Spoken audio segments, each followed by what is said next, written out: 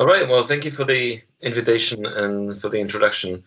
I hope everybody can hear me okay. I'm glad that so many people choose to spend their evening or afternoon with us. That's really nice. I don't know if it's also raining where you are, but we had a nice storm here, so there's nothing else to do really. So why not talk about statistics? I must say that it won't be very mathematical. There will be some equations and mathematics, but it's more about the concepts, and it's more the main message. It's going to be a little bit about psychology, a little bit about publication bias. It's going to be a little bit about science, but also about diagnostics and how to approach uncertainty when dealing with patient diagnosis or testing hypotheses, because it's really the same thing when you are diagnosing cancer or you're testing whether your theory that you came up with is true in science.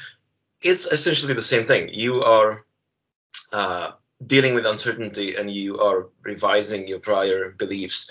So it's going to be a little bit of this, a little bit of that, but hopefully there's going to be some kind of arch through it that's going to show you that there's a way to approach uncertainty and making decisions that is better than some other ways. So we'll see some examples in the lecture.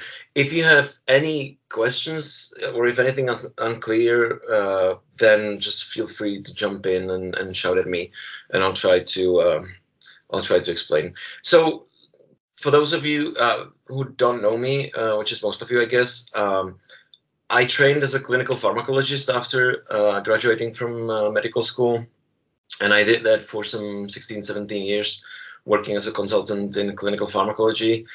Currently, I moved over to the emergency department, and later this year, I'm going to be moving on to infectious disease department that we're opening up. So I'm somewhere in between switching careers, but my whole medical career has been about drugs and treatment and about dealing with unusual cases and cases that require you to go to the literature and then figure out which of the studies that you find you should actually believe and which of the stuff that you find you should just toss. So a lot of the pharmacology consultations that we did was basically about reading evidence and dealing with the conflicting results that you get.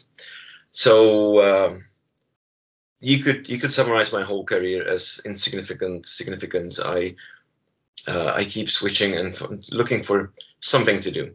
Anyway, it's not going to be about molecules. It's not going to be about chemistry. It's not going to be about treatment of specific things. I'm going to talk about statins, but just as an example, it's not going to be about cholesterol. I heard a lecture today, earlier this morning, about cardiovascular prevention in HIV patients, and the target for some patients is less than 1 millimole of LDL cholesterol. So it's pointless. We're not ever going to get there. It's really low. So what I assume that you already know, starting talking about this, is I assume most of you heard about the concept of statistical significance, that we talk about something being statistically significant.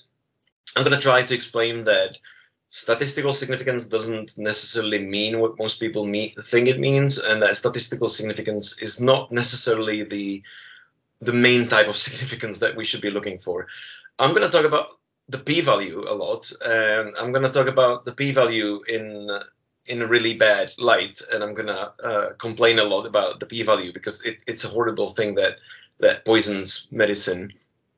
I'm going to talk about conditional probabilities because that's what all of this is. If you did some maths in high school, you know that there's something called probability and statistics, but you also know that there's something called conditional probabilities. What is the likelihood of A given that B occurred? And that's what we are doing in medicine. What is the probability of this patient having cancer given that the test came back positive? What is the probability of the patient having a heart attack given that they have chest pain and this history? And then we have to chain these probabilities together and work with them. And this is something that we are on one hand, we're really good at this, and I'll talk about how our brains work this way, but then we're also really bad at doing this consciously. Like we are doing this all the time unconsciously, but in medicine and in science, when we want to do this specifically for a given problem, we sometimes struggle with the proper approach. I'm going to mention sensitivity and specificity, and again, I assume that you've heard these terms before, that you know what a diagnostic test sensitivity is and what specificity is. It's basically the ability to recognize the disease and to recognize healthy people, and I'll expand that into how it links to Bayesian theorem and how what it actually means and how we should again see these numbers more realistically. And then there's going to be some multiplying and dividing numbers and adding and subtracting. So that's all there's going to be. You don't need to know about Fisher's tests, and you don't need to know about linear regression. This is going to be basically at the level of the different concepts and different approaches. So I'm going to talk about a little bit about the frequentist approach, a little bit about the Bayes theorem, but it's more going to be about how you actually look at the different results and what to take of them. Most medical students, when they graduate, they're not going to be actively involved in scientific research, but all of the medical students who graduate are going to be involved in scientific research as consumers, as people who need to read and understand and in an informed way internalize the results of scientific research. So all doctors, I think, should be educated and proficient in reading research, even if they don't themselves produce it. So the talk is going to be about Ronald Fisher and Thomas Bayes. This is Ronald Fisher. I don't know if you can see my mouse, but the guy with the glasses on the left, on our left, is Ronald Fisher, who was a biologist. He was probably sort of late 19th century. Since Darwin, he was probably the biggest name in genetics and evolutionary biology. He was a really smart guy who came up with the concept of the. Oh, he didn't really come up with it. Some of that stuff obviously existed before, but he came up with the concept of statistical tests that test for significance, and then came up with a sort of approach to statistic that we call today frequentist. And the main idea here is that you look at probabilities as frequencies. So if you say that the probability of something happening is 60%, that means that if you repeat the same thing 100 times, 60 of those events will occur and 40 times the event will not occur. So it's looking at events as repeatable, and it's sort of looking at this like, if you could infinitely many times repeat a situation, what would be the number of outcomes in this category, in this category, in this category? So this is really well suited to, you know, testing things that are repeatable. If you need to test for quality in a factory, you're making cars or you're making screwdrivers or whatever you're making thousands and thousands of products, and you're looking at the different frequencies of defects and so on, and you can test these occurrences. But that's one way to look at probabilities, is the frequency. But the other concept, which is more aligned with what Thomas Bayes came up with some 100 years before Fisher in the 18th century, was that the probability of an event is sort of the likelihood, the expected likelihood that the event will occur, and it might not occur at all, or it will occur once. And so it's more dealing with probabilities in the sense that I think more people intuitively think about them, and that is how likely it is that it's going to rain today. Should I take my umbrella with me? So you're not asking, like, in 1,000 days like this, how many times would it rain? You asking what is the chance that this will happen today. You're asking what is the chance that this patient will have cancer. So slightly different approaches and slightly different methodological concepts on how you approach working with these statistics. I'll start, before I get to the statistical analysis itself, I'll talk about the psychology of it, because I think for medical doctors, it's extremely important to understand how we make decisions and how our brains work. Because even if you're a fan of frequentist Fisherian statistics, or if you're a fan of the, in my view, more correct Bayesian statistics, you should be aware of the limitations of your own brain and of your own experience. And these three people, you might recognize actually some of the faces here. I think these three people are really good teachers, and their books are good teachers of how poorly we make decisions. And I'll talk a little bit about how we are not intuitively prepared to make good decisions. We evolved, and we are really good at making fast and energy efficient decisions, but not necessarily logically coherent and correct. These are the books. Daniel Kahneman had another book come out just recently, late last year, called Noise. But the Thinking Fast and Slow, I think everybody, and especially every doctor, should read Thinking Fast and Slow. Daniel Ariely is another researcher into how irrational our decisions are. And Jerome Groopman is a hematologist from Harvard who wrote a really interesting and sort of scary book about how doctors make decisions and how doctors think and how we fail. And he shows in his book that most of the medical failures that we run into are not due to lack of knowledge, but rather fault in our reasoning, that we just don't, put one and one together in the correct way. So I think reading a little bit about how we make decisions and how we work is actually useful for a doctor to better understand the limitation of our own thinking and decision making. And so we are really bad at making decisions, and that also means that we are really bad at interpreting evidence.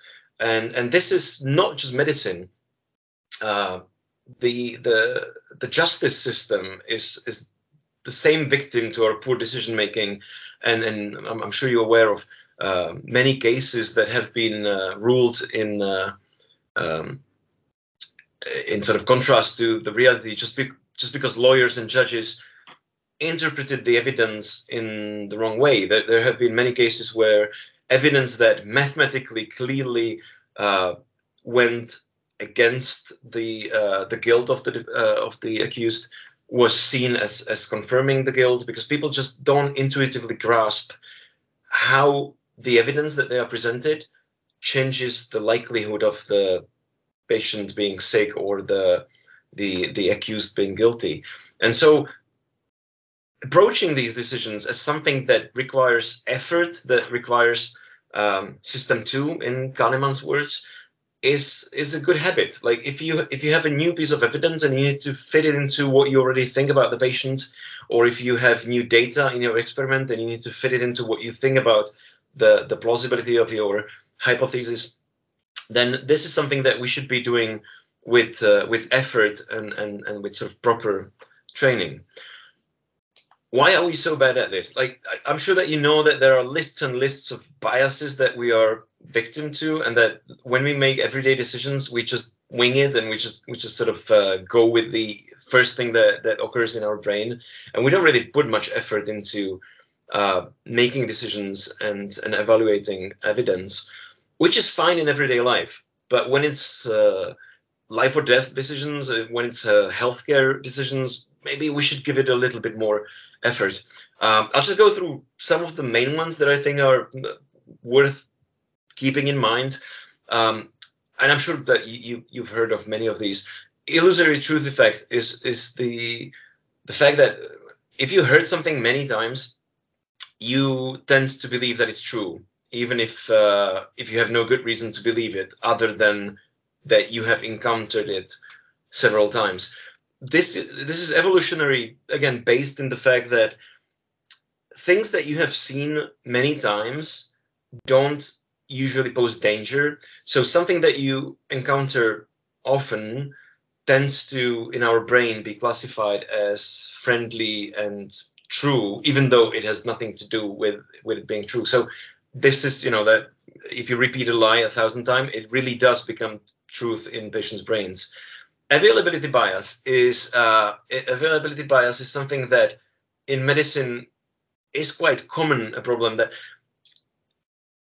we tend to give more weight and sort of higher gravity to thoughts that are easier to recall. And so when you start working as a doctor and you have this patient who, is an interesting case, and it turns out that, they had this like really rare infection that you diagnosed, this is something that you're going to recall really easily, and you're going to see it like every case that you now see that has fever, you're going to think about this strange infection that is easy to recall because it was a big event for you.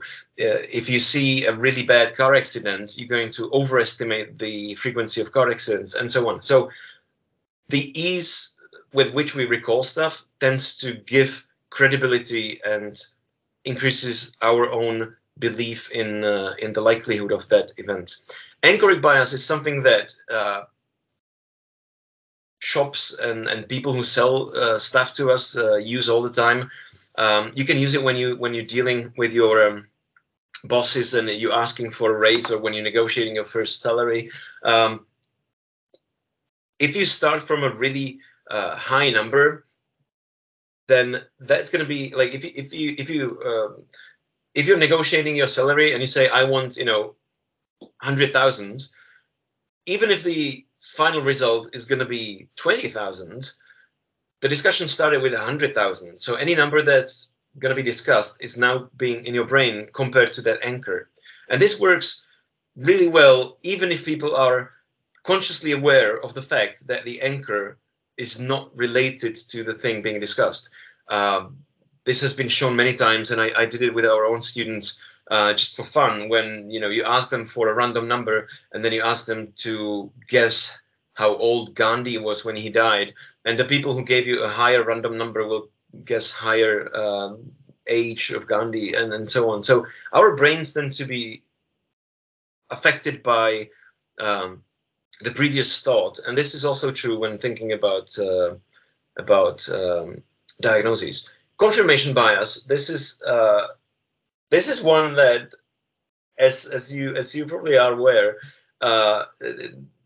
this is a strong one, because the pandemic of COVID has shown how people are so willing to just look for the evidence that supports their preformed belief.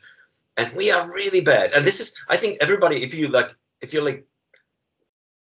critically think about how you approach evidence and your own beliefs, I think we are all victims to this. And we have to consciously try not to be. Because if you're convinced that A is true, then you are most likely to just look for evidence supporting your belief. And it takes effort to try to disprove your belief, because that's uncomfortable and it requires more energy, and we don't like doing that. So a good example for this is I have a hypothesis that I want to test, and that is that each card has a color on one side, and I mean, this is not the hypothesis, but the given thing is that each card has a color and a pattern on one side and the other. And my hypothesis that I want to test is that all blue cards have stripes on the other side. And I can turn two cards to confirm or test my hypothesis. I think that all blue cards have stripes on the other side. And I can turn two cards. Which cards would you turn? If anyone of you has a microphone, you can just shout. Which would you turn? To test that blue has stripes on the other side. And you can only turn two. Anyone? Well, I would turn the fourth one to see whether it isn't a blue one. Yeah. That would disprove actually my hypothesis. Most common answer. Most people answer that they would turn 1 and 4. That's by far the most common answer, regardless of who you ask. The trouble is that it's not the correct answer. Obviously, you turn 1 because you need to see if it has stripes on the other side. If it didn't have stripes, we have disproven the proposed blue has stripes hypothesis. But if we turn number 4 and it's blue, it doesn't tell us anything, because the hypothesis that we're testing is that blue has stripes on the other side, and it doesn't say anything about. Oh, sorry, did I mess that up? Yeah, sorry, this is right. Yeah, no, sorry. You confused me by answering correctly. Yes, sorry, this is correct, of course. Most people answer 1 and 3. I got confused, sorry. Most people answer 1 and 3 because they see blue and stripes and they want to confirm what they know. But number 3 doesn't give you any information. Number 4 does. Sorry, I thought I had it in the other order. So yes, 4 is able to disprove your theory. 3 doesn't tell you anything because your theory doesn't say anything about stripes being only linked with blue. Sorry for the confusion. But the point is, most people will look for evidence that can support their belief, and they will tend to ignore evidence that could disprove it. And we do it all this time. Like, if I have a hunch that a patient could have, ehrlichiosis, I will look up studies that, I will primarily be looking for studies that show that I'm right. And I will feel uncomfortable if I have to read something that is showing that I'm wrong, because I want to be right. So it takes effort. Framing bias. If you want to convince your patients of something, positive framing of the same thing has more power than negative framing. We all know that if you say that this treatment saves half of the patients, it sounds better than saying this is a treatment that lets half of the patient die. People like the positive outlook. Illusory correlations are everywhere. This is my, there's a whole website called spuriouscorrelations.com. You can generate your own. This is the correlation between sociology, doctorate, and death by anticoagulants. A really close correlation. Correlations are everywhere. They don't mean anything unless there's a causative link. Backfire effect may or may not exist. There's some discussion about that, but sometimes trying to convince people actually makes them dig even deeper. We saw that with COVID again. This is a cool one that you're gonna also fall victim of when you diagnose people. There's something called the representativeness heuristic, which means that if something looks like a member of a group, we tend to assume that it's a member of that group, even if it's more likely that it's not. And a good example of this is if you see someone, like you are shown a random person who is dressed as a rock band guitarist, and you ask, is it more likely that this person is a famous rock band guitarist or a librarian? And the correct answer is librarian, because there are way more librarians in the world than there are famous rock band guitarists. And so there will be even more librarians that look like guitarists than there are guitarists. So the fact that something shares features that are associated with a group doesn't mean that it actually belongs in that group. And so sometimes the more likely explanation is the one that seems less likely.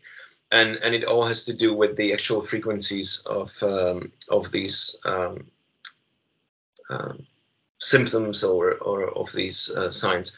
Dunning-Kruger effect, it's also a debatable one, whether it actually exists or whether it means what people think it means. But I think it's real. That's the only explanation why I'm lecturing about statistics, even though having no formal education in statistics. And illusory truth effect is the one where something that is repeated often becomes true. So we are really bad at dealing with stuff that we experience. And the reason is that we evolved in a world that was very different from the one we live in. Like being asked to look at biochemistry results and a PCR test and a CT scan and come up with a decision is very different from what our brains evolved to do, which was to survive in the savannah. We evolved to spend as little energy while trying not to die. And that's why we have all these heuristics. We have all these, like, you know, if it's cheaper to be fast and sometimes wrong, then we'll do that. So we didn't evolve to deal with the complex and very different world that we built for ourselves. And we have to be aware of this, and we have to actually approach this as something that is not intrinsic to our thinking, and we have to make efforts to actually think correctly. So we're getting to the p-value. I assume you all know that p less than 0.05. If you've done any science, you know that this is the holy grail. This is what you're looking for. If p is less than 0.05, great, we succeeded. If it's 0.051, we failed. Everything is bad, and we have to possibly fiddle with the data to make it look better. And this is nonsense. This is something that really poisoned science and medicine, because there is no need for it to be 0.05. I mean, if you are interested in physics, you know that in physics they often talk about 5 sigma significance, which means that the level of significance is not 2 standard deviations, but 5 standard deviations away from the mean. And 0.05 is 1 in 20.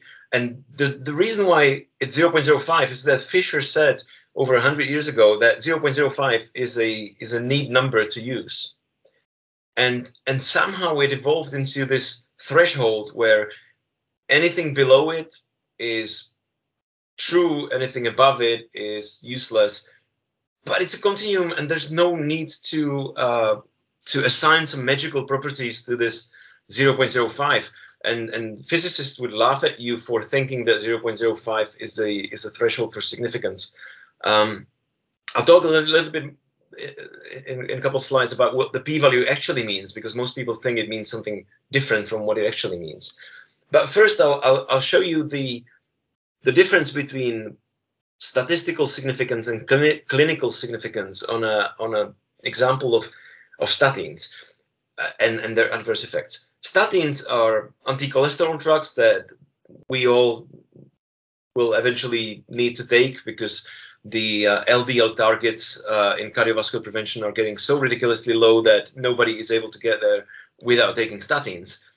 And a couple of years ago, there was a study published in Nature identifying a mutation that is linked to the risk of myopathy. Myopathy is one of the more serious side effects of statins, where your muscles get damaged, and the worst case scenario is you get rhabdomyolysis and you get kidney failure and all that stuff.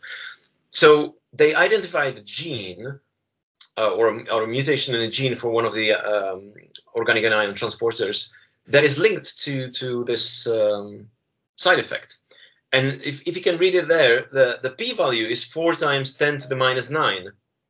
So that's p is 0.000000004. That is, like, for a medical doctor, this is basically, oh, this is amazing. This is the best thing ever. We have to believe this, and it's very significant, because people think the lower the p-value, the higher the significance. But it doesn't actually mean anything like that. So what it actually means, if you look at the real situation, the risk of myopathy in patients treated with statins is about 68 in 100,000 patients who are treated. So it's 0.07%. It's really low. It's a rare side effect. And what they found is that people who have the myopathy have 1/4 of them have this CC mutation, the homozygous for the C allele. And in general population, the frequency of these CC homozygous people is only 1%. So the patients who develop the myopathy are 20 times more likely to have this specific mutation. And so this is where the significant association comes from. This is a really big difference, and it clearly shows that there is an association between the mutation and the side effect. But that's just the first part of the question. Like, we know that this is associated, but what do we actually do with it? How do we actually react to this information? So if you want to ask, like, you genotype your patient and you say, oh, I know that the patient is CC.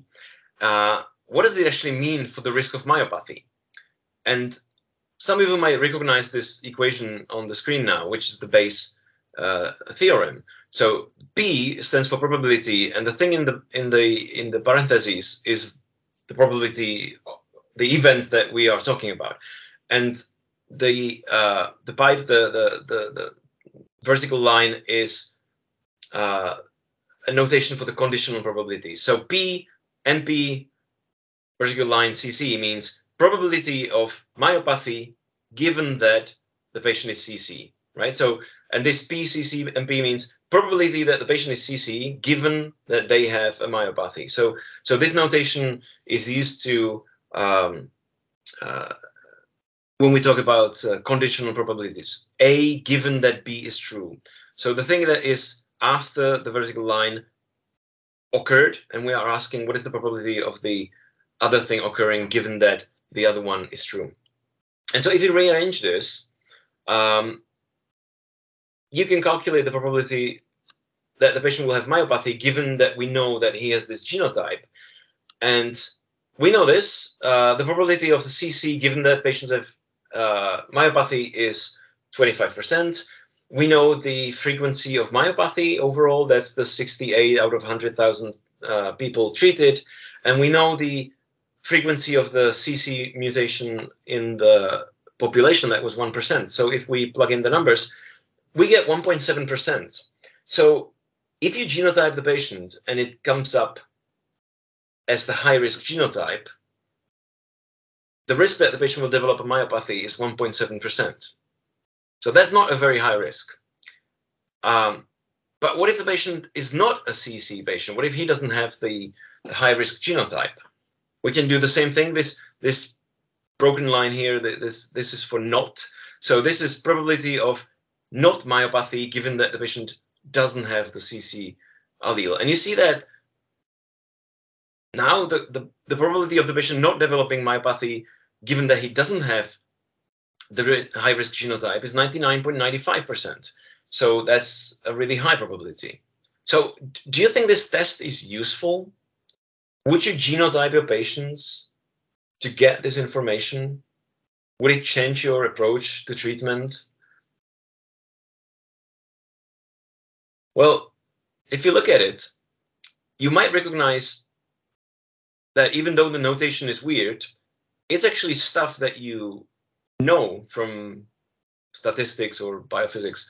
This is called PPV, positive predictive value, and this is NPV, negative predictive value. These are values that we often use or should be using in medicine, which is basically the post-test probability. We talk about how likely it is that the patient is really sick when they have this positive test, or how likely is it that this even will occur given that the patient has this risk factor. And so positive predictive value and negative predictive value, which are related to sensitivity and specificity and prevalence, are basically Bayesian theorem, just wrapped in different names. But if you look at these numbers, the positive predictive value is 1.7%. If we didn't do the test, we had 0.07%. So yeah, this changed our belief about the risk of the patient. And the negative predictive value is extremely good. But before we did the test, the probability that the patient will not have myopathy was 99.93%. So genotyping the patient changed our belief about the probability very slightly. And this is where a lot of these diagnostic tests actually fall apart. And that is that even though they seem significant, they don't actually bring anything to the table. They don't actually provide you with any meaningful information to change your clinical reasoning. Odds ratio for the risk factor is really high. So if you were presented with a diagnostic test and said that the p-value was 0.0000000004 and the odds ratio is 33, you would say, oh, this is amazing. This is highly significant with a high odds ratio. This is something we have to introduce into our practice, and we have to genotype all these patients, and we will prevent these serious side effects. But if you look at it, it actually turns out that you have to genotype almost 6,000 people to prevent one myopathy. So you would genotype 6,000 people, spending a good amount of money on this, and you would identify 59 patients who have the risk mutation. And you would deny treatment to these patients to prevent the side effect. But only one of them would actually develop myopathy. So you would deny treatment to 58 patients who had no risk for the treatment. It's just that you don't know which one of the 59 would be the one to develop the side effect. But this is not just the 6,000 tests that you have to do, but denying treatment to 59 patients comes with its own cost. Because either you give them alternative treatment, so instead of giving them statins, you give them PCSK9 inhibitors that cost 1,000 times more. So you spend a lot of money on alternative treatment that wasn't really necessary because they would not develop the side effect. Or you deny them treatment, sorry, or you deny them treatment altogether, in which case they will develop a heart attack or a stroke, and that's going to cost them health and you even more money. So it's probably not worth it. And to make it even worse, there will still be 3 people out of these 6,000 people that you genotyped. Even though you prevented that one linked to the CC genotype, there will still be 3 myopathies in patients who don't have the high-risk genotype, and they have other risk factors maybe. So you prevented 1 of 4 myopathies at a really significant cost. And so it's not worth it. We don't do this. And this comes up all the time. In theory, we have so much information about different relationships between HLA alleles and risk of Stevens-Johnson syndrome after allopurinol, for example. But when you actually break it down into practical considerations, it doesn't work. It's not worth doing. Even though it's significant, it's not clinically significant. And economically, it's not just not significant, but it's actually harmful to the patients. So statistical significance is the bare minimum that you should be asking for. And do not be misled by low p-values or high odds ratios. Every time you're dealing with a rare event, you have to be very careful and actually look at the numbers and tell yourself, so what does it actually mean? What information does it give me? How does it change my prior and posterior beliefs about the patient? And very often you'll find that it's just not worth doing because it doesn't bring anything. In medicine, we do so many tests that don't change our decisions. We do diagnostic tests that don't mean anything because if they come up positive, we continue with treatment. If they come up negative, we still continue with treatment. They don't change anything. Occult bleeding in stool is one of them. Like, everybody tests for blood in stool in patients with anemia, but it doesn't change anything. It doesn't change your decisions. So let's not do these things if we're not going to respond to them. And then this would be one of the cases. A more straightforward case, maybe, that is easier to imagine is cancer screening, which of course is also a victim to these high sensitivities, high specificities, but sort of really poor information content.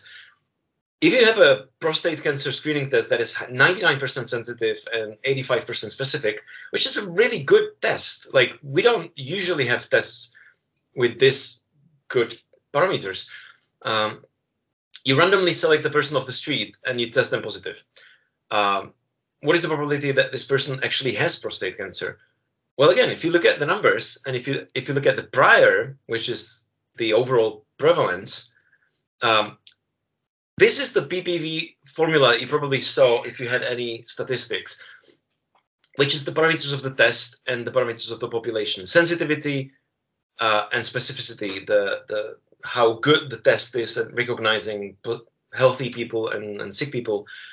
And then prevalence, which is basically the prior. Prevalence basically tells you, before I do the test, what is the probability that the patient has the disease? And the same formula can be written in the form of the Bayes theorem. And if you simplify it, you get Bayes theorem. And you get 3.2% in this example. So this is something that we do all the time. Again, like you have a patient, you admit to the hospital for, I don't know, urinary infection. And you're taking the lab and so you're taking the stuff that you want to do in biochemistry. And you think, oh, well, I'll do PSA as well. And you take PSA and it comes out positive. And then like you didn't really have any clinical suspicion, although obviously it could be like an elderly person, but still, like if you do a test without clinical suspicion, this is what you're doing. You're just getting random noise. And even the positive result will have very low positive predictive value. And it doesn't mean anything. But we are really bad at dealing with this. Intuitively, if you have a patient who has a test for prostate cancer and it comes positive, it's very difficult to say, oh, he doesn't have prostate cancer. Like immediately we start doing more tests, doing biopsies that bleed or get infected, and the patient's traumatized by all this. Prostate cancer screening, breast cancer screening, if not done correctly, it all leads to these false positives. And I'll show you how that actually looks in science when we get flooded with false positives. So don't confuse posterior beliefs, which is the adjusted prior belief. Like in medicine, the way you should be working is that you have a patient and you have a clinical suspicion that the patient has lung cancer. And you are, I don't know, you say, I'm not like 70% sure the patient has lung cancer. And then you do a CT scan, or maybe you take a biochemistry oncomarkers. You take one of the tumor markers and it comes out positive. And you say, okay, well, I thought the probability of the patient having cancer was 70%. Now I have this positive test and I need to revise my prior belief. And so now I don't think it's 70%, I think it's 85%. But if your prior belief that the patient has cancer was 5% and you get the same positive test, you revise your posterior probability to be 10%. So the positive test has different meaning depending on how sure you were before you ordered the test. So different tests, the same test means different things for different patients, because the test doesn't give you a yes or no answer. The test leads you to revise your prior belief and change it into a posterior, which then becomes the prior for the next test. And this can be quite well illustrated with like a physical exam. If you want to diagnose a heart attack using a physical exam, any of the questions in the history or the physical examination or even ECG, they have very low sensitivity and specificity. But if you chain them together, then they become extremely powerful and they become better than troponin, or none of these tests in isolation can compete with the chain of tests that each on its own are not very good, but combined together and changed together, they become extremely useful, because you start with a suspicion. Somebody comes to you with chest pain and shortness of breath. You say, this could be a heart attack. And then you start asking questions about the history. And each of the answers makes you modify your belief, your probability in your head, up or down. And then you do the physical exam, and then you take the ECG, and you keep revising your belief until you come up with a decision. And this is how we work. We just don't put it in numbers. Like, if you think that the patient has a heart attack, if you're pressed to say how many percent do you think that, how likely it is, we are really bad at assigning numerical values to our hunches and sort of beliefs about the likelihood of events.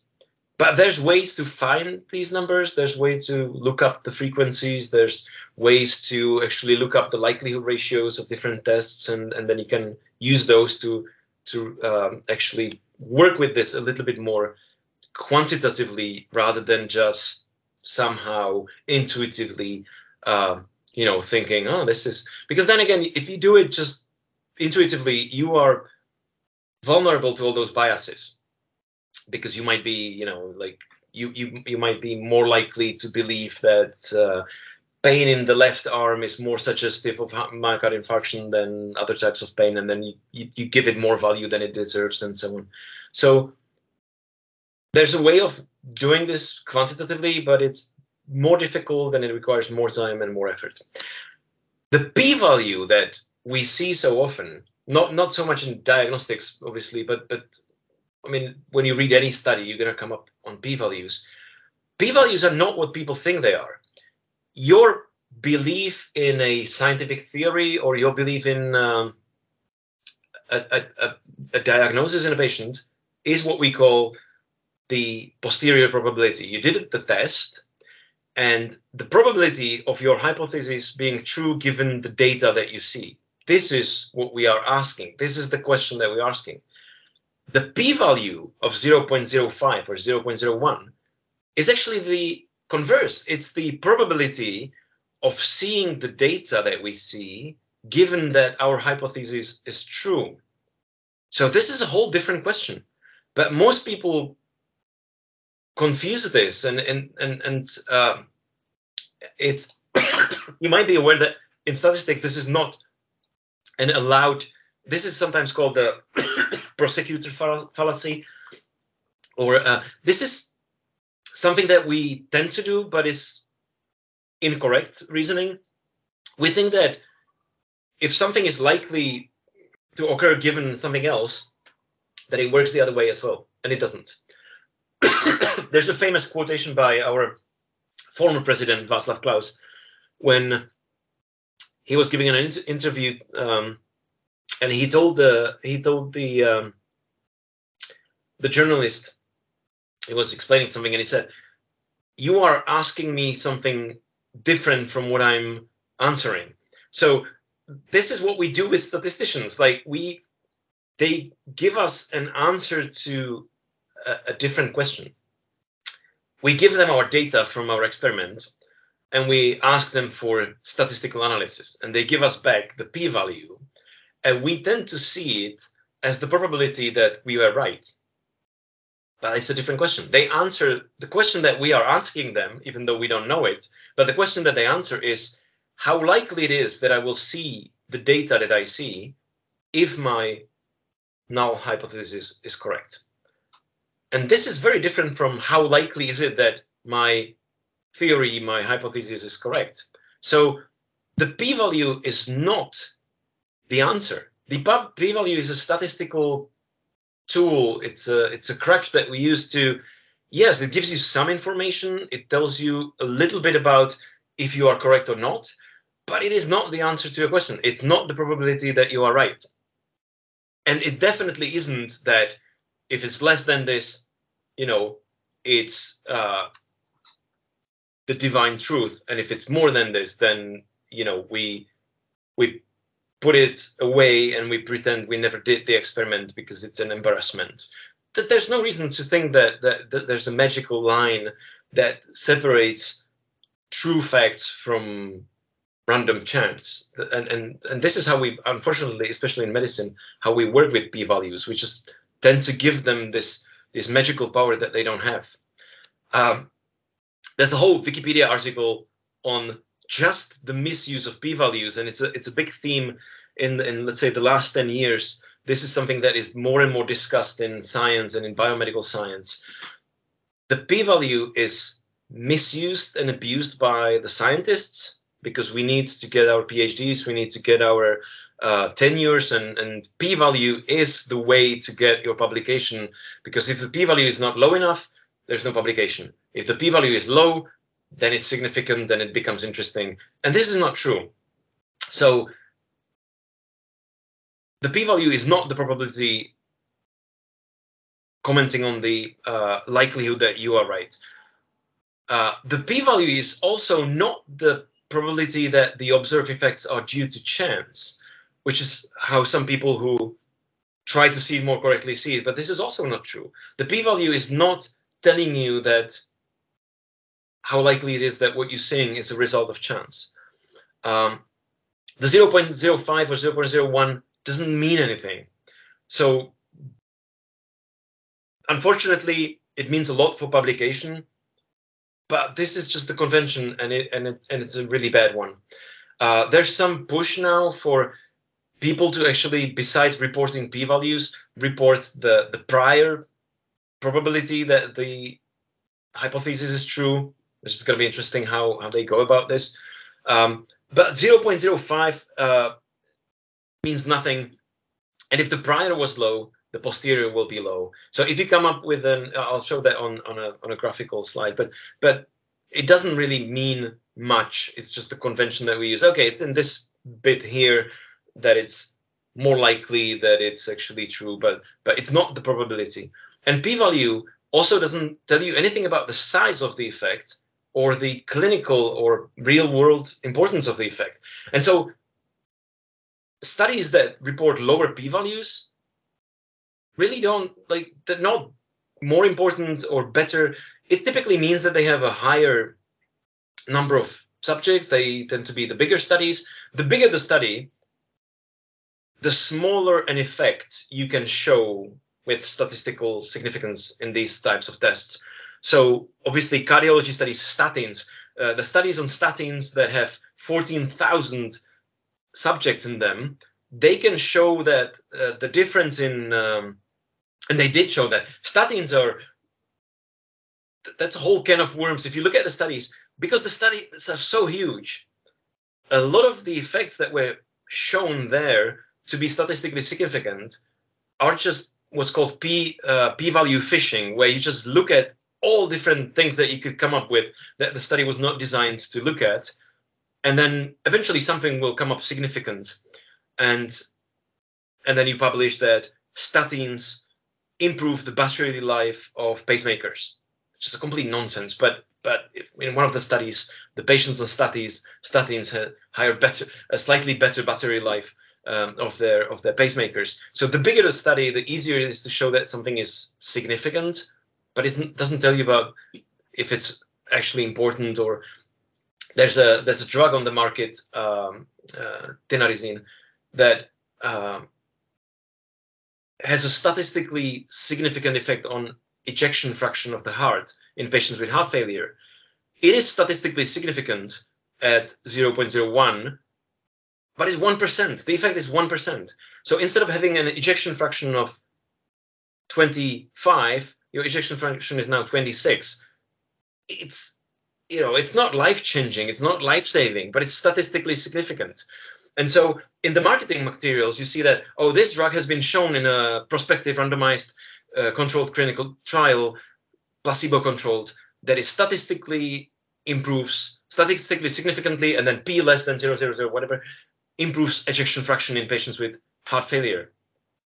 But does it mean that we should give it to these patients for 1% improvement in ejection fraction? Probably not.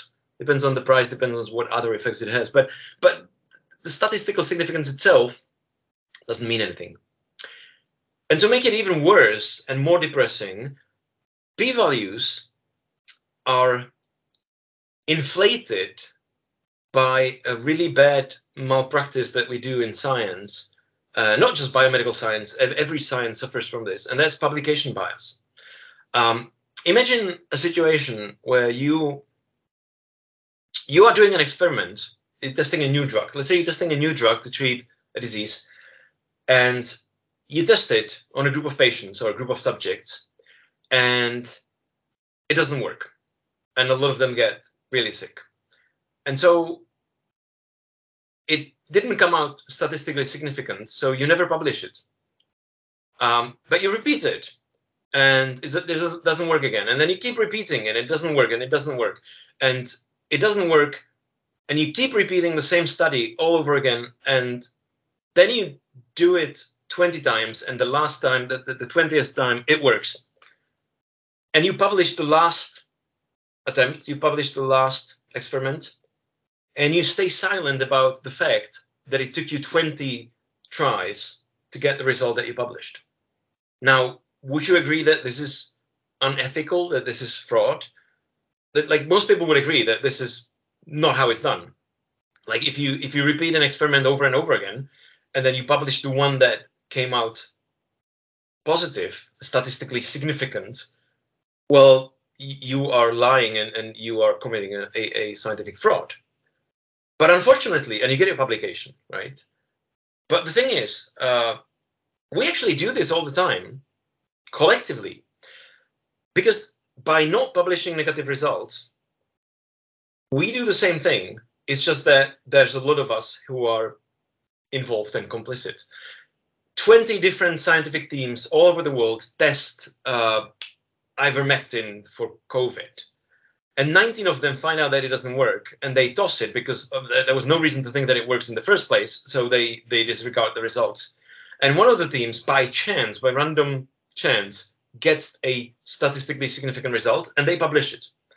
And now if you sit down at your computer and you look at PubMed to see what is known about the effect of this drug on this disease, you find the one study that was published that was statistically significant.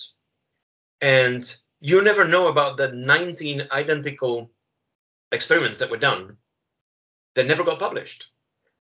And so the waters are really muddy. That there's scientific literature is becoming more and more difficult to navigate and to actually take into account than your clinical reasoning, because there is just so much bias and so much uncertainty about whether actually these effects that we publish are true or just random. There's a way to objectively see this. There's something called a funnel plot. If you look at the studies that got published and you plot them on the x-axis, you have the observed size of the effect, and on the y-axis, you have the size of the population in that study. What you should see is the graph on the left, where it's symmetrical and it's this funnel shape, where the small studies tend to be, spread a lot.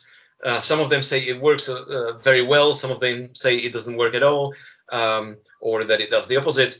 But the bigger the study, the more they should be converging to the true effect, to the true outcome.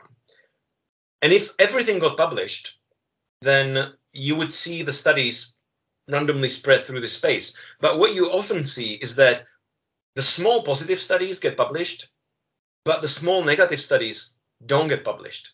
The big negative studies that get published, because typically they are, well, they don't always get published. Like, they get published more often than the small ones because they cost a lot of money, and so they get their publication even if it's negative, which everybody should publish negative studies, but we just don't do it. And a really scary example of this is from Ben Goldacre's book, Bad Pharma, if you read it. He looked at studies of reboxetine. It's one of the SSRI antidepressants. And I mean, he was looking at the literature that was published about this drug, and it all said that it works, that it's a really good antidepressant. And so what he did, he asked FDA to give him all the studies that were registered with the FDA in the course of the development and registration of the drug. And so he found out that there were actually quite a bit more studies than the ones that were published. And he looked at them and he saw that some of the studies came out positive, that the drug works, but almost the same amount of studies came out negative, saying that the drug doesn't work. And when he looked which of these studies were published and are available to the medical public, to us as doctors to read, he actually saw this. He saw that of the negative studies, only 3 were published.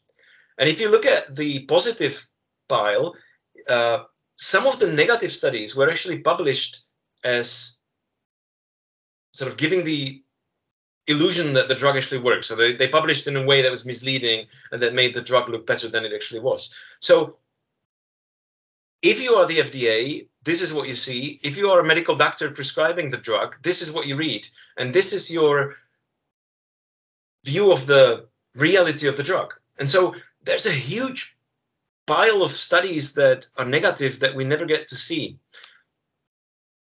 Most published results are probably wrong. And this is something that, again, in the last decade has been admitted.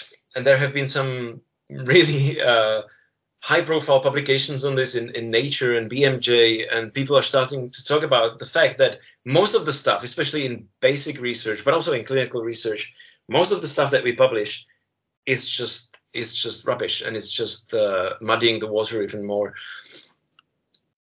And it's partially, or actually, for most part, it's the fault of the p-values and of the way we approach testing for statistical significance, because the p-values, by the nature, ignore the prior probability.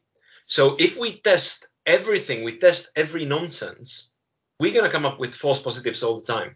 And this is well illustrated. If you look at this grid, let's assume that every of these squares is a hypothesis. Let's say these are genes, and you're trying to test whether these genes are associated with a disease or something. And you have 1,000 genes, and you do some kind of high throughput study where you test everything against everything, and you fish out the positive results. And let's say that in reality, this is what you see here is now, this is the real world. This is what we are trying to discover. We don't know this, but in reality, 100 of these genes are really associated with the disease and 900 of them are not. We run our tests and we identify 80 of these genes as being linked to the disease, and we miss 20 of those. It comes out negative, even though it should come out positive. Our study, our protocol isn't good enough. We're missing something, and we don't pick up on these associations. Maybe our study population is too small, or we are unlucky and we don't get the correct patients. So we identify 80 of them correctly as true. But at a level of 0.05 statistical significance, we also identify 5% as false positives, but this is now 5% of the 900. So that's 45. So we now see 125 positive results, out of which 45 are false positives and 80 are true positives.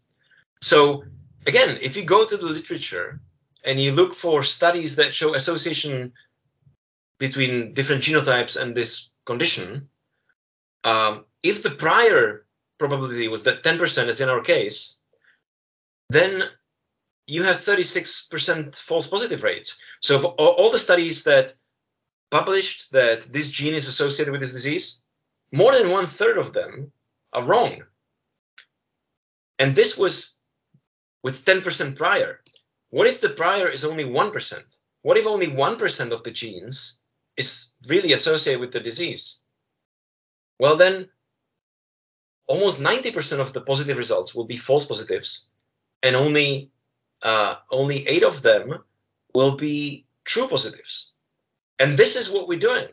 this is what the medical literature has become. We test every random thing that occurs to us. We get, we get a population of 1,000 patients together. We get the data from the computer, and then we say, okay, well, let's test everything. And then we do like, is the disease progression linked to the patient's eye color?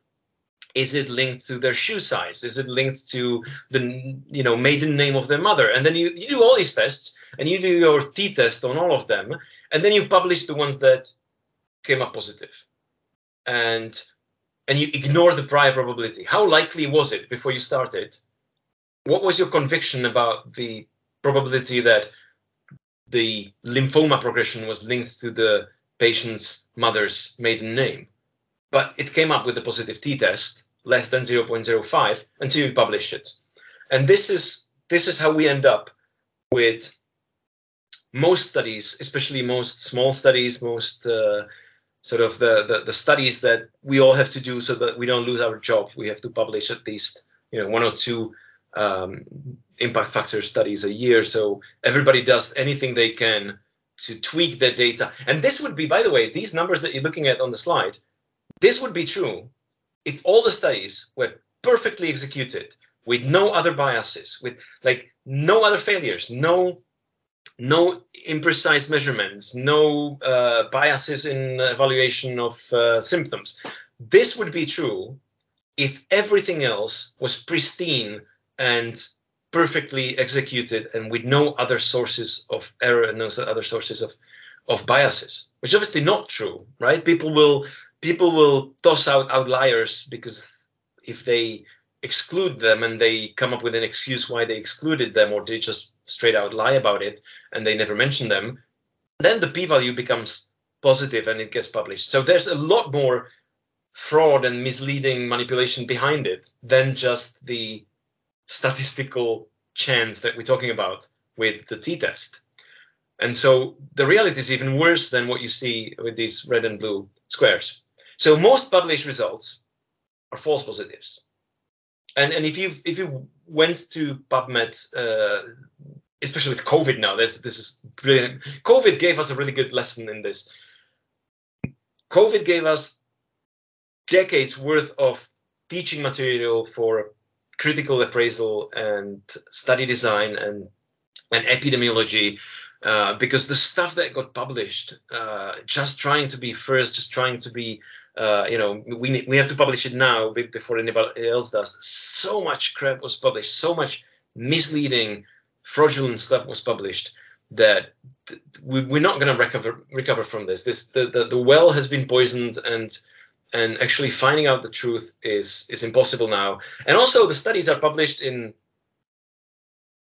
reasonably reputable journals with statistical tests that show significance.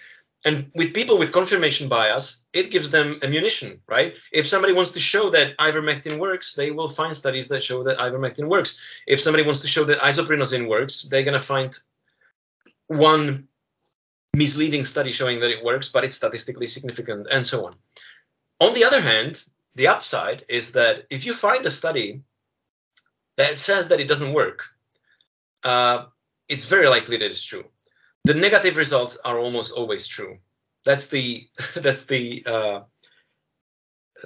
upside of the fact that we publish things that are probably not true, and that we ignore the low priors. So that means if a negative study gets published, it means that the authors were probably honest and they did it properly, because publishing a negative result is more difficult, and explaining a negative result and commenting on a negative result is more difficult, even mathematically, sort of to give the proper bounds on what you can actually say. So if you find a study that says something doesn't work, that is probably correct. Obviously not 100%, but it's quite likely. So it's the positive results that are the problem. So how do we save ourselves from these p-values and from churning out statistically significant results that don't mean anything? Well, the answer is probably in the renaissance of Bayesian inference and Bayesian statistics. Bayesian theorem, as I mentioned in the beginning, is older than Fisherian frequentist statistics. Thomas Bayes lived in the 18th century, so it's not a revolutionary new idea. The mathematics have been with us for 250 years. The reason why Bayesian inference is making a comeback and making sort of a more impact has more impact on the scientific world is that computational power increased so much that we can do now Bayesian models of probabilities and of behavior of diseases and Bayesian modeling of the data sets that would be impossible with just your ruler or calculator. Some of these methods require significant processing power, but this is how our brain works. And so I think going back to the prior probability, new evidence, posterior probability framework of thinking is basically coming back to how our brains work. Our brain does this all the time. Our brain has, obviously not consciously, but our brain has some kind of idea of how likely things are. And then as we take in more evidence, we adjust those probabilities. And we do this unconsciously, as I said. So if you look at this picture, it's very likely that you see the top row as being sort of coming towards you, and then the second row from the top as being depressed. And if I turn it around, if you look at it, you actually should see, not all of you, of course, but you should see that it switched. And now, again, the top row is coming towards you. Even though the picture didn't change and you just saw it rotate, so it should be the other way around, your eyes will adjust and you will see, again, the top row is now extruded. And the reason for this is that our brain is trying to make sense of the stuff that we see. And in the real world, light almost always comes from the top, especially in nature. So when you see something like this, the prior probability is that it's illuminated from the top. That's more likely, and your brain looks at this and sees it the way it sees it. And even though you saw the picture turn, so rationally you know that it should be the other way around, your brain still sees it the way you see it, because the prior probability of the light coming from the top is just too high to ignore, and this is how it comes out. The trouble with Bayesian statistics that some scientists will argue is that to calculate the posterior, so how likely it is that we are correct given the data that we see, we have to know the probability of A. We need to know the prevalence. So in diagnostics, this is less difficult because the first prior, when the patient comes from the street, the prior is the overall prevalence in the population. Like if you don't know anything about the patient, like you have a random man in front of you, you don't know anything about the man, not even the age. You just know the nurse tells you there's a patient there, he's a guy. You could have a prior how likely the patient is to have prostate cancer because you know the prevalence of prostate cancer in the population of men. And then you go into the room, you see that the man is an older man, and you adjust that up and you change your prior. It is difficult to come up with the quantitative priors because sometimes we don't have the information. We don't know what the prior is, and we don't know what the frequency of these effects is, but we can take a guess. And the beauty of the Bayesian iterative approach is that even if you're not 100% correct, because it's a repeated process, you have a prior, you look at the information, you adjust the prior, and then the posterior becomes the new prior, and then you repeat this process and you take each piece of the evidence into account and you keep working in this way. you keep moving closer to the truth, even if you don't know the exact numbers. So this approach is really good in that it's actually quite robust. And if you don't get the prior exactly right, like, somebody might be thinking, oh, there's like a 50% chance that this patient has cancer. And other doctor could say, I think it's like 80%. It doesn't actually matter that much, because if you take into the account all the results of the tests, you're actually going to converge to pretty much the same answer after doing a couple of these tests, because it's gonna converge to the real value. To show you the trouble with priors and how we deal with them, and how we can't ignore them, let's imagine two situations. One of them is that you go into like a novelty shop and you want to buy a pair of dice that always comes 2 6s. And so you go to the store and they have these dice there, and it says, always comes up 6 and it costs $1. You take the dice, and just to make sure, you throw them and 2 6s come up. Are you going to believe that these are really dice that always come up 2 6s and you're going to pay that $1 for them? The likelihood that the 2 6s came up randomly and then they're really not magic dice is 1 in 36. But you're going to spend $1 on them, and you threw 2 6s on the first try. So 1 in 36, that's not a very high probability. And so you're probably going to be satisfied with the proof, with the evidence that these are really dice that throw 2 6s all the time, and you're going to pay that $1, and you're going to go home with these 2 dice. But if you meet a magician who tells you that he can see numbers from the future, and if you give the magician $10,000, he will tell you the winning lottery numbers for tomorrow. And to show that he's telling you the truth, he tells you to think a number between 1 and 100, and then he guesses it correctly. So the likelihood that he guessed correctly by chance is 1 in 100, right? He told you to think of a number between 1 and 100, and he guessed it. So randomly, he would be correct 1 in 100 times. Are you going to give this man $10,000 for the winning lottery numbers? The strength of the evidence is higher than the strength of the evidence in the case of the 2 magic dice that always throw 6.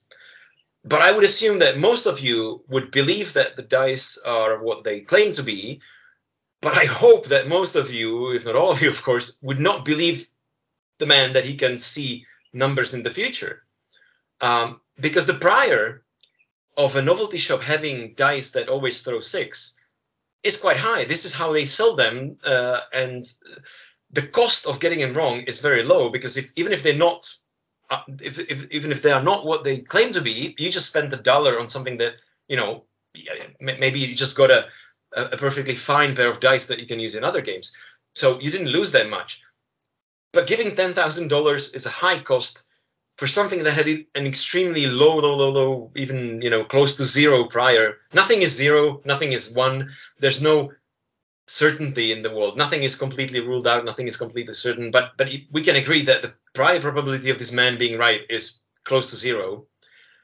So no matter how strong the evidence, your posterior is still going to be very low. Like, you might be impressed that he could guess it, and you might think, this, like, he probably can, figure out what number I'm thinking of somehow, but you're not going to be convinced enough to give the man $10,000. So we do this all the time. We work with the priors. We don't know how to assign numeric values to them, but this is how we think. This is in real life how we think. We have a prior belief, we are presented with evidence, and we revise the prior belief into a posterior belief. And we should do the same in science, and we should do the same in medicine. We shouldn't rely on magic p-values to give us a yes or no answer, to give us the divine truth and the complete fake nonsense that is p bigger than 0.05. So we are intuitively thinking like this. It's just that we are not very good at doing it consciously. I already mentioned that the Bayesian theorem is old. It's been around for, quarter of a millennium. By the way, other things from the 18th century that have been around for a while, stethoscope was invented in the 18th century, and vaccination was invented in the 18th century. So it's kind of sad that we have to keep convincing people for 200 years that something is useful and true. Anyway, getting to the end now, I'm probably way over time. What Carl Sagan said so beautifully is that extraordinary claims require extraordinary evidence. If you have an unlikely event, to change your mind, you have to have extremely strong evidence.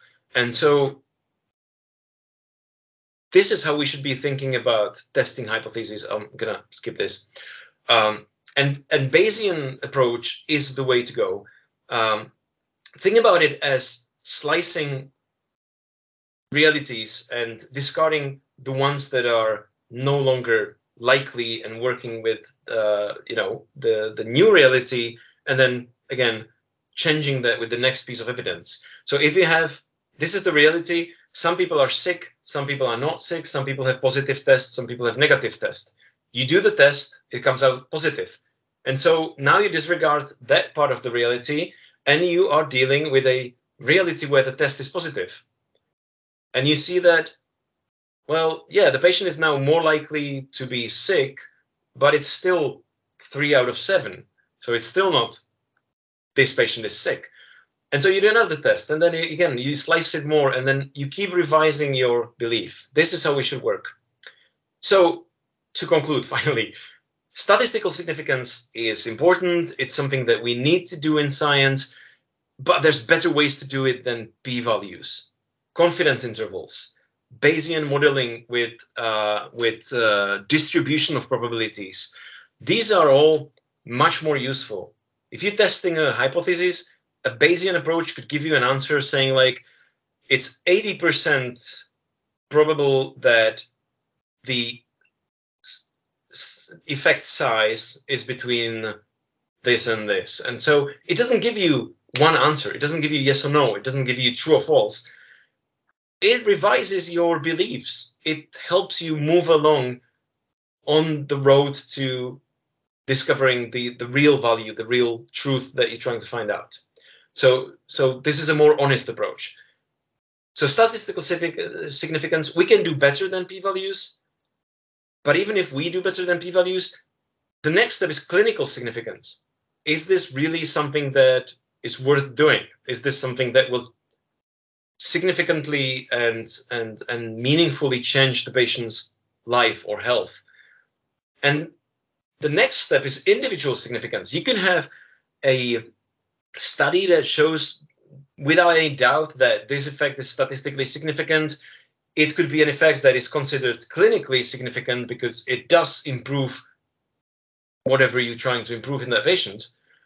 But the patient could say, I don't care. I don't, it's nice that this drug improves ejection fraction, but I don't care. It's not significant to me. I don't want that. And that's the final word. Like, if it's not significant for the patient, you might try explaining a little bit more, maybe if they're not understanding correctly, but that's the final judge that the patient tells you, well, yeah, that's all nice, but I don't want that. I don't need that. I don't see that as significant. Why should I take a drug that is going to, improve my homocysteine levels or my uric acid levels, allopurinol, my favorite. Like, the patient can say, well, yeah, I know, I believe you that it statistically and clinically significantly decreases uric acid levels. It's just that I don't care. This is not significant to me. And that, that's the other type of significance that we need to be taking into account. So p-values are doing more harm than good right now. And even if they were not, that's not the end of it. That we can't pretend that statistical significance means good and useful results. It doesn't. and very often statistical significance actually leads to stuff being published that that should not be published. So what happens next? We published a paper a couple of years ago with my friend from the mathematical department on how bad the situation is. But we're not the only ones. Everybody publishes on this now. But we've been talking about this for like 10 years now, and things are moving. The American Statistical Association, that's not aspirin, the ASA, that's American Statistical Association, they actually published the recommendation not to use p-values. They say you should not publish p-values alone. You should not use them the way you use them. So statisticians are coming around and they're actually saying we shouldn't do this. But the number of papers mentioning p-value and t-tests on PubMed is still increasing every year as more and more stuff gets published. So it's a long way before we can get rid of this, but the future is definitely going away from p-values and these simple t-tests and this frequentist approach. And we're going to see more and more Bayesian statistics done on even data sets that were traditionally evaluated with t-tests and other stuff. And this last picture, this is a shopping mall that we have in Olomouc that used to be called Prior in the communist era. And they reconstructed it now, and they changed it, and they missed the opportunity to call it posterior, which would be a really nice Bayesian thing to do. But I think this is something we should be doing all the time. We should be taking the old beliefs and reshaping them, given the evidence that we have, into new beliefs. And we shouldn't expect to go from 0 to 100. That's never going to happen. We should be content and we should be happy that we are moving on a continuous line and we are becoming more or less certain of a thing given the evidence that is presented. This is how we should work as doctors and judges and lawyers, but we already do it in real life, so we should start doing the same thing in our work.